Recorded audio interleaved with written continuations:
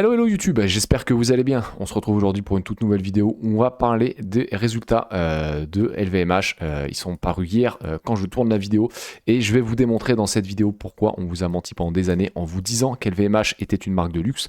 On va tout simplement voir au vu de ces résultats et au vu des résultats depuis quelques années de l'entreprise que ce n'est pas une marque de luxe et on va le faire très facilement. Une fois qu'on a dit ça, je ne vais pas vous mentir, la marque, la société LVMH n'est pas du tout une mauvaise entreprise, c'est vraiment un mastodonte, mais je vais vous montrer et vous démontrer notamment que LVMH ne fait pas du luxe et c'est plutôt une marque premium où il y a besoin d'énormément de volume, contrairement à deux sociétés où on ira voir qui sont réellement des marques de luxe. Et on est parti. Avant toute chose, ceci n'est pas un conseil d'investissement ni un conseil de vente. Vous devez faire vos propres recherches et investir comporte des risques en capital. Maintenant qu'on a parlé de ce petit disclaimer, on va aller voir un petit peu les résultats, tout simplement un petit peu ce que nous ont annoncé, ce que nous a annoncé le groupe. Et c'est pas fameux du tout, mais on s'en doutait, hein, on s'en doutait. On va revenir en haut.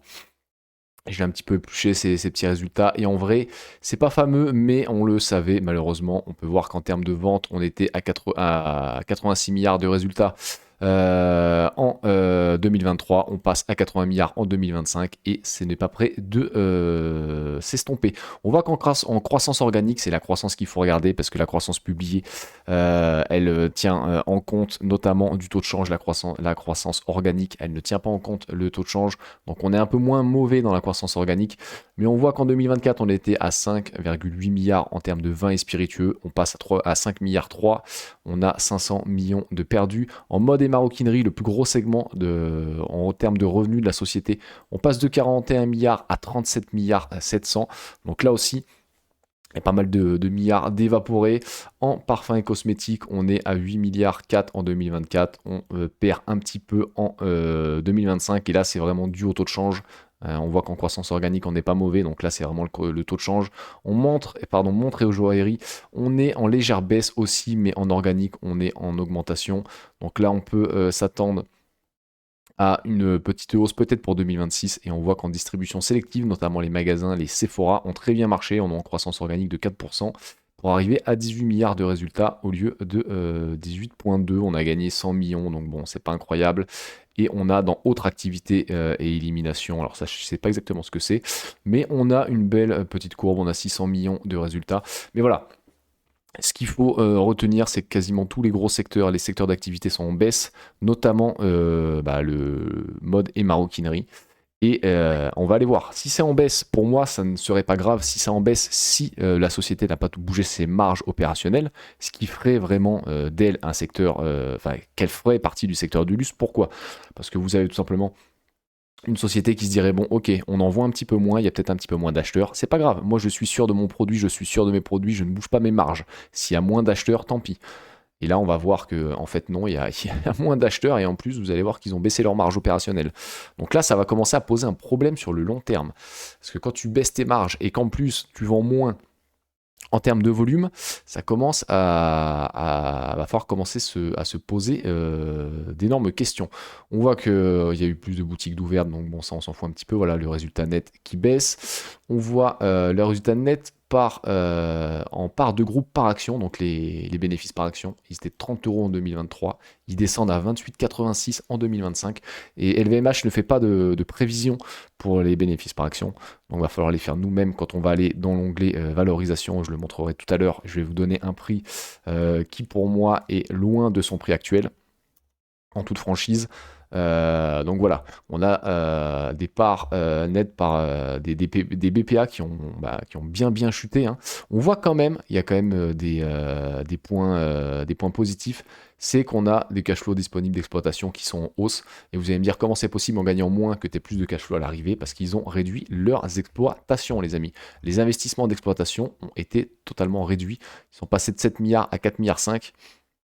Donc là, c'est plutôt bien. Ça veut dire qu'en fait, ils ont, bon, dans un long terme, c'est mauvais. Et en plus, vu que la société a grossi avec du rachat d'autres sociétés, ça va poser un problème sur le long terme. Ils vont pas pouvoir le faire indéfiniment. Donc là, ils l'ont fait sur les 3 années qui viennent, enfin sur les 3 années qui se sont déroulées. Pourquoi? Parce qu'on a eu 3 années où on a eu une décroissance. Depuis 2023, la société ne fait que perdre des parts de marché.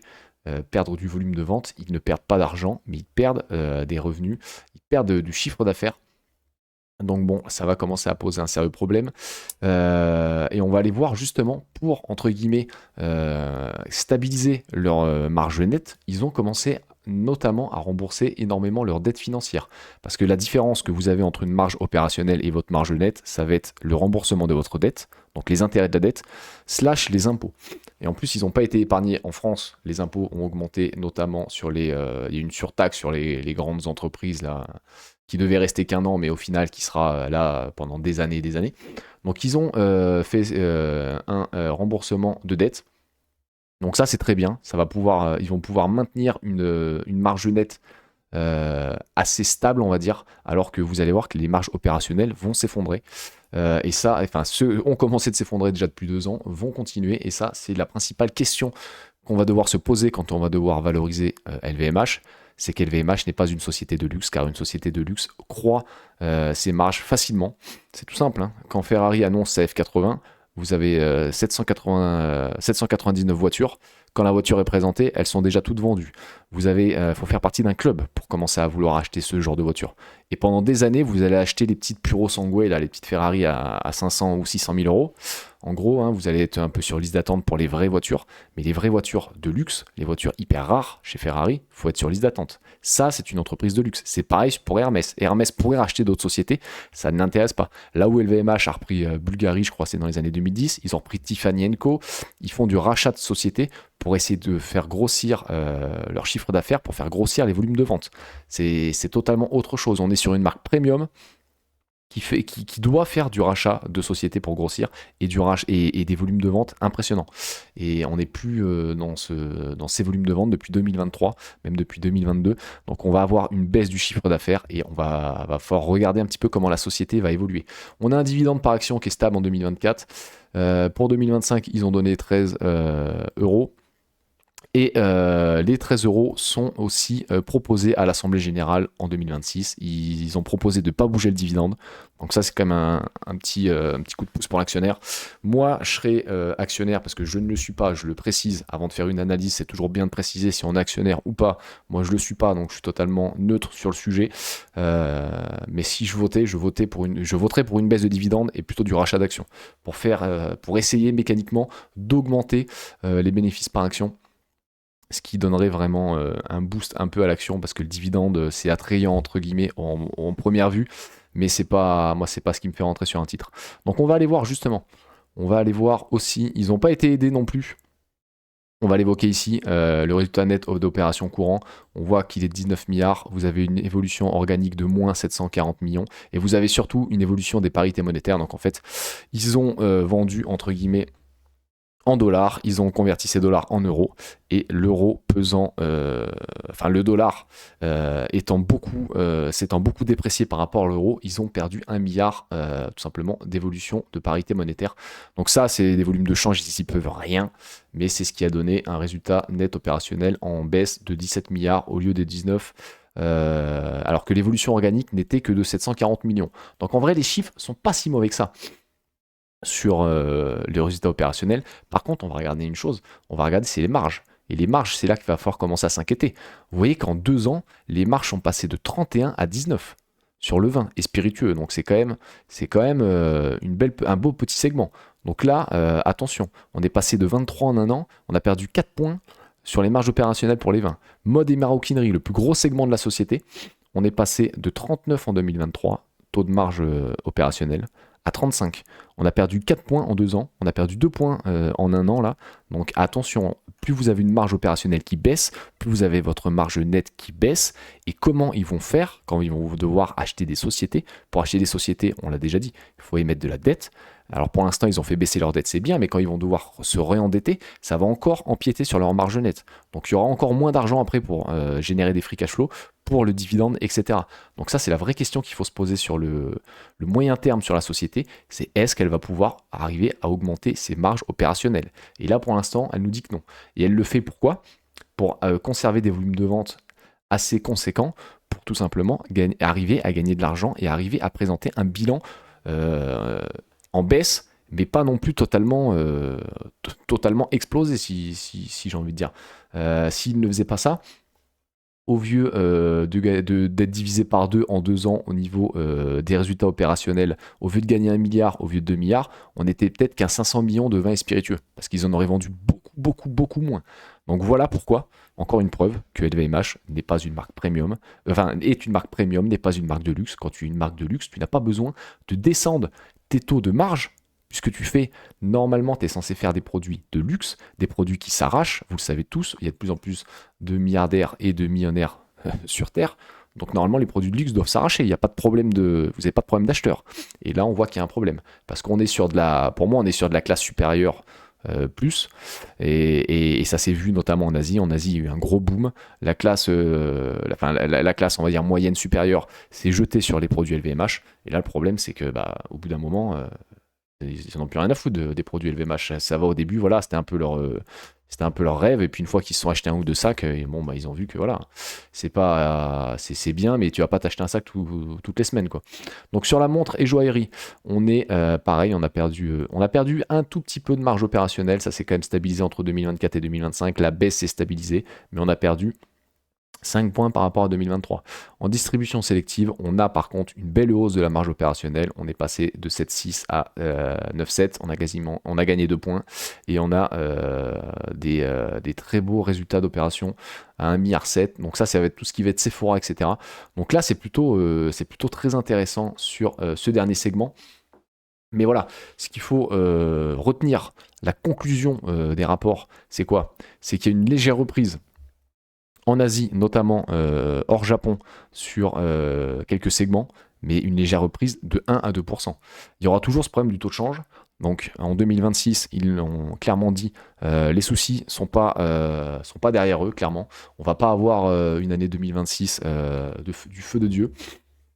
Mais moi, les questions que je me pose, c'est que depuis même 2021, on a des marges qui stagnent et qui baissent. On a des marges qui ont drôlement des marges nettes qui se sont établies à 14,82. Donc qu'est-ce qu'ils ont fait? Ils ont remboursé une partie de leur dette. Pourquoi? Pour pouvoir rembourser moins d'intérêts, pour qu'il y ait un petit peu moins de différence entre la marge opérationnelle et la marge nette. Mais on l'a vu, la marge opérationnelle, elle s'est écrasée. La marge opérationnelle, alors je ne l'ai pas calculé exactement, ils ne l'ont pas sorti, mais je pense qu'elle va s'articuler autour de 20%, et je pense que la marge nette en 2025, elle va s'articuler autour de 13% à peu près. Parce qu'en plus, ils ont pris un impôt sur la tronche en plus en France. Donc là, n'oublions jamais que la marge opérationnelle et la marge nette, c'est la différence entre les intérêts et les impôts que tu as à payer en plus. Donc voilà, moi je suis très inquiet là-dessus, parce que c'est bien beau d'essayer d'augmenter tes volumes de vente, et c'est bien ce qu'ils ont fait en ayant des free cash flow en augmentation, mais il y a un moment donné, il va falloir quand même essayer d'augmenter cette marge. Et si tu augmentes la marge, ça veut dire que tu feras plus de volume. Donc en fait, les acheteurs, ils attendent quoi? Ils attendent des produits premium, oui, mais des produits premium accessibles. Donc on n'est pas sur du luxe. Donc c'est pour ça, il y a des gens qui vous ont vendu la société comme de l'ultra luxe et qui continuent de le faire en vous disant oui, c'est une société de luxe, non, c'est du premium, ils font du volume, c'est une très bonne boîte dans l'ensemble, elle est très bien gérée par Bernard Arnault, mais il faut pas se tromper de catégorie en fait, faut pas se tromper de catégorie. C'est justement pour ça que dans la valorisation, elle n'est pas valorisée avec des PER hauts comme par exemple Hermès ou Ferrari, parce qu'on n'est pas dans la même boîte. Et on pourra faire exactement le même procès à Kering. Kering qui s'échange aujourd'hui encore beaucoup plus cher que LVMH. Faut être fou pour acheter Kering à ce prix-là. Et pareil pour LVMH, on va aller dans la valorisation. Pour moi, LVMH, on va pas se mentir, on va y aller même tout de suite parce que je voulais pas. Si, ouais, il y a pas d'action, il y a pas de rachat d'actions, c'est ce que je voulais pointer. Alors ils ont augmenté le dividende très bien. J'aurais préféré une moins grosse augmentation du dividende. Je le dis à chacune de mes vidéos, mais s'il vous plaît, commencez à faire du rachat d'actions. Ça fera monter mécaniquement les bénéfices par action. S'il vous plaît, s'il vous plaît, s'il vous plaît. Parce que c'est quand même terrible. On voit qu'en ROIC, ils sont pas incroyables non plus, donc ils n'ont pas non plus une tendance à faire énormément d'argent, à créer énormément d'argent. Dès que tu mets 100 euros dans LVMH, la société en gagne que 10. Donc c'est léger. Et même quand ça allait un petit peu mieux, quand il y a eu des gros revenus, on voit que le ROIC n'a jamais vraiment augmenté. Et là, c'est là qu'on va la comparer à d'autres sociétés. Alors attention, quand on fait une comparaison, il faut toujours comparer le quantitatif, mais il faut jamais comparer le prix. On s'en fout. Ferrari, là aujourd'hui, c'est à 279, elle est un peu chère, clairement. Je dis pas de l'acheter à ce prix-là. Moi, je suis rentré dedans à 280 et des poussières, mais je vais pouvoir rentrer dedans avec, pour faire abaisser mon PRU plus tard. Mais quand on regarde les marges, là, on a une société qui est une société de luxe. Elle augmente ses marges. Elle fait un petit peu plus de voitures chaque année, mais elle en fait que 14 000. Et elle décide à qui elle les vend. Et elle décide d'en faire 14 000. On lui impose pas. Elle en fait juste tout simplement pour gagner de plus en plus d'argent, point final. On voit qu'elle a un ROIC de 19%. Et le ROIC, il a été doublé en 10 ans. Donc c'est une société justement qui a des bons fondamentaux. C'est une société de luxe. Et on va aller voir Hermès. Alors Hermès, c'est encore mieux. Hermès, il est là. On va le prendre ici, mon pote Hermès. On voit que par contre, son ROIC a tendance à descendre. Donc là, il faudra faire un peu attention. Mais on voit que voilà, ses marges étaient de 20 points en 2015. Ils sont de 30 points. Il n'y a pas de problème. La boîte arrive à augmenter. Et elle n'a pas de dette. Elle a zéro dette. Elle a tout simplement quasiment zéro dette. Elle pourrait rembourser sa dette là demain soir. Demain, ils font un virement, Hermès, et bim, la dette, elle est remboursée. Donc là, il n'y a pas de problème. Mais Hermès a voulu grandir beaucoup moins vite qu'LVMH. On voit qu'ils ont des revenus de 15 milliards. LVMH, c'est 80, enfin, c'est 80 milliards maintenant de revenus. 86 milliards, c'était la plus grosse société d'Europe. Et elle n'a pas grossi juste en faisant de meilleurs produits ou autres. Elle a grossi parce qu'elle a acheté des sociétés. Et pour acheter des sociétés, il faut faire quoi? Bah, faut commencer à mettre, faut convertir tes revenus en free cash flow, ce qu'ils font. Mais surtout, il ne faut pas avoir énormément de dettes. Donc, ils n'ont pas énormément de dettes, c'est très bien. Mais il faut surtout pouvoir maintenir ta marge. Parce que c'est bien de vendre 80 milliards de produits. Comme par exemple Walmart. Walmart, vous avez une... Enfin, alors, je ne compare pas LVMH à Walmart. Mais Walmart, vous avez très peu, entre guillemets, de marge nette, mais ils vendent énormément de volume. Et là, c'est ce qu'est en train de faire LVMH. Ils veulent descendre leur marge pour vendre énormément de volume, mais pour moi, tu ne fais plus partie tu fais pas partie du luxe quand tu fais ça. Tu fais partie d'un segment premium parce qu'ils ont quand même des marques de luxe dedans, que ça soit Dior ou autre. C'est pas des marques de pimpin non plus, attention. Mais on voit qu'il y a une stratégie qui n'est pas qui n'est pas vers le luxe. Donc voilà, dès que vous avez des gens qui vous vendent des formations sur Internet et qui vous commencent à vous dire qu'LVMH c'est du luxe, partez en courant, je vous le dis, il y a un petit anguille sous roche. Maintenant qu'on a parlé des résultats qui sont, pour moi, ils sont pas mauvais. Ils étaient attendus, on savait que ça allait pas fort. Et 2026, je peux vous garantir, hein, je ne lis pas dans une boule de cristal, mais ça sera guère mieux. Ça va commencer de reprendre, il y aura peut-être 1% par-ci, 1% par-là, à voir s'ils continuent à faire baisser les marges ou ils ont au moins stabilisé les marges. Donc pour moi, pendant 2-3 ans, le cours de l'action, déjà pendant 2-3 ans, ce qu'il faut être sûr, c'est qu'en termes de revenus, on va être quasiment stable. Parce qu'on va avoir un dollar qui va se déprécier, il continue de se déprécier. Donc là-dessus, sur le dollar, ils vont perdre de l'argent. Ils vont avoir, on va dire, des ventes qui vont repartir légèrement à la hausse. Donc on va se stabiliser autour de 80 milliards de revenus. Maintenant, à voir comment ils arrivent à transformer tout ça en free cash flow. Ils ont commencé à baisser leur dette, c'est bien. Est-ce qu'ils vont faire des rachats? Est-ce qu'ils vont commencer à racheter un petit peu leur action? Ça serait bien. Ça serait vraiment un signal intéressant. L'action va descendre. Donc ça serait le moment de pouvoir en acheter à bon prix. À voir ce qu'ils vont faire. Donc là, si on va se... on pourrait se... Voilà, on va aller zoomer un petit peu. Il y avait un prix qui était peut-être intéressant pour tous ceux qui sont rentrés là aux alentours de 445. Je pense qu'il fallait vendre. Il fallait vendre par là, sur le plateau des 600. Parce que là, pour moi, ma valorisation, je vous explique, ça va être très simple. Les croissances estimées par an, bah, ça fait déjà 2 ans qu'il n'y en a pas. On est sur une décroissance, même 3 ans. Donc, on va pas partir sur une grosse croissance, hein. Pour moi, s'il y a croissance, ça sera aux alentours, en étant optimiste, hein. On va dire du 5% de croissance par an, et là je suis full optimiste. Un multiple, est-ce que tu as envie d'acheter une société en médian, on est à 28 de PER, on sera certainement pas à 28. Moi, clairement, pour du 5%, j'ai envie de la payer en étant gentil. Allez, je peux aller peut-être jusqu'à 19. Et là, c'est pas au doigt mouillé, hein. C'est vraiment une société qui fait peut-être 5% de croissance estimée des bénéfices par action. Ça fait 3 ans qu'on n'en a pas, hein. Donc il va falloir lire dans une boule de cristal. Ça peut durer encore 1 ou 2 ans, la comédie, hein. Donc là, clairement, on serait sur un prêt juste de 330 euros. Est-ce qu'elle va y aller? Je ne sais pas. On va aller voir un petit peu le cours de bourse aujourd'hui. Je pense que, je ne vais pas vous mentir, hein, vous l'avez certainement vu si vous voyez la vidéo, mais ça a pas mal bougé, ça a pas mal tangué. Donc à voir, à voir. Je ne vais pas vous dire que LVMH est une trappe à valeur, une value trap. On n'en est pas là. Mais pour moi, pendant 1 ou 2 ans, il va falloir être extrêmement prudent avec la société. Parce qu'on n'en a pas fini pour moi de descendre. Je pense qu'on va peut-être encore vers 1 an de stabilisation pour peut-être voir une remontée s'il y a des futurs achats de sociétés ou autres. Je sais qu'ils étaient à un moment, ils voulaient se positionner sur Richemont. C'est pas la raclette, hein, c'est les montres suisses. À voir si ça se passe ou pas. Mais pour moi, clairement, déjà, moi, je suis pas intéressé. Parce que quand j'ai pas de visibilité comme ça, d'un ou 2 ans, on parle quand même de notre argent. Je pense qu'il faut pas l'investir n'importe où. C'est bien de vouloir se diversifier, de dire allez, je vais aller un petit peu vers le luxe, machin, mais je vous ai prouvé que dans cette vidéo, c'est pas du luxe. Donc c'est pas la bourse, c'est pas le jeu des 7 familles. Hein. C'est pas j'achète un petit peu de luxe, un petit peu de consommation discrétionnaire, un petit peu de tech, un petit peu de machin.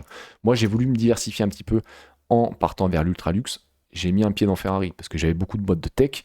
Et voilà, la tech, il y a un moment, c'est bien beau, mais faut un petit peu se diversifier aussi. Faut pas mettre tous ses œufs dans le même panier. En tout cas, moi, c'est la stratégie que je fais. Encore une fois, je suis pas Warren Buffett. Chacun peut créer sa propre stratégie. Mais clairement, là, si j'achète l'action aujourd'hui à 500 et quelques euros, je suis à 2% de rendement estimé. Si elle fait 5% de croissance des bénéfices, des BPA par an, et ça fait 3 ans qu'on n'en a pas de croissance. Et le résultat nous dit quoi? Que pour maintenir des volumes de vente hauts, eh ben on a tout simplement tapé dans les marges. Donc ça, moi, ça me fait peur. On va aller voir d'autres métriques. Après, c'est sûr que les prix tout free cash flow à 400 et des poussières, ça pouvait être intéressant. Hein. On pouvait se dire, ouais, à 16 tous les free cash flow, ça peut être intéressant. Mais même à 400 balles, moi, je suis désolé, mais la croissance des BPA par an, 5%, je suis pas déconnant. On n'en est pas là, les mecs. On n'en est pas là. On est sur une décroissance. Alors, est-ce que ça va durer encore 1 ou 2 ans? Moi, je suis pas Madame Irma, je peux pas le dire. Mais clairement, je ne fais pas de conseil d'achat. Et si vous voulez acheter du LVMH, réfléchissez, et attendez, parce que là, on est sur un début de baisse. On va aller le voir pour clôturer cette vidéo. On est sur une petite baisse on est sur une baisse de 8% quand même. Hein. Donc le marché s'est pas trompé. Hein. Le marché a clairement dit, c'est pas du tout ce prix-là qu'on doit payer l'action. Je pense que même ceux qui ont acheté à 437, c'est pas encore une fois un conseil, mais je pense qu'il faut quitter le navire tout de suite, parce que si on descend aux alentours de 300 euros, pour moi en 2026 sur LVMH, ce n'est pas du tout un scoop, et ça me fera ni chaud ni froid, parce que clairement, je pense que voilà, la boîte, elle va tourner aux alentours de... Hop, on va se remettre ici. On va se remettre là aussi. La boîte, pour moi, elle va tourner aux alentours de... Non, je veux un vrai prix, s'il vous plaît. Elle va tourner aux alentours de 350, allez, 360 euros sur son juste prix actuel, en étant quand même très gentil, en lui mettant une croissance estimée. Parce que bon, c'est bien beau de mettre un multiple final, mais si elle fait allez, 2% de croissance, voilà, hein, c'est du 300 balles LVMH. Hein. Et pour l'instant, ça fait 3 ans qu'elle fait pas de croissance, donc à voir. Moi, pour l'instant, mon petit portefeuille, bah, il est pas mal. Hein, et il vit bien. Mince, hop, on va revenir là. Hop, et je vais pas vous mentir, hein, moi, j'ai des grosses moins-values. J'ai fait une méga erreur quand j'ai commencé la bourse avec Novo Nordisk. Elle est là, mon erreur. J'ai aussi une moins-value sur BYD. J'ai des moins-values sur Ferrari en attendant. J'avais dit que j'étais rentré sur Ferrari. J'en ai pris qu'un tiers de ma position finale. Donc, je pourrais faire baisser mon PRU. Et je vais attendre que ça baisse tout doucement. Je pense qu'on va se rapprocher des 260 et ça va commencer de m'intéresser. Mais voilà, faites bien attention quand vous voyez des analyses d'actions. Si vous ne voyez pas le portefeuille des gens, si vous ne voyez pas si leur portefeuille monte ou pas, moi vous voyez que j'ai une belle plus-value cumulée et ça monte tout doucement. Je suis encore au départ de ma stratégie. Ça fait que 3 ans que j'investis. Mais voilà, j'ai une thèse d'investissement, je m'y tiens. Et voilà ce qu'on pouvait dire sur LVMH. Clairement, prenez des pincettes, prenez des pinces à salade si vous voulez commencer à regarder le titre. Mais c'est clairement pas terrible. On peut pas dire que c'est mauvais, mais on est clairement sur une société qui va, à mon avis, perdre de la valeur sur les 1 ou 2 ans en bourse qui arrivent. Donc soyez extrêmement prudents sur LVMH. C'était la finance perso. Ciao, ciao.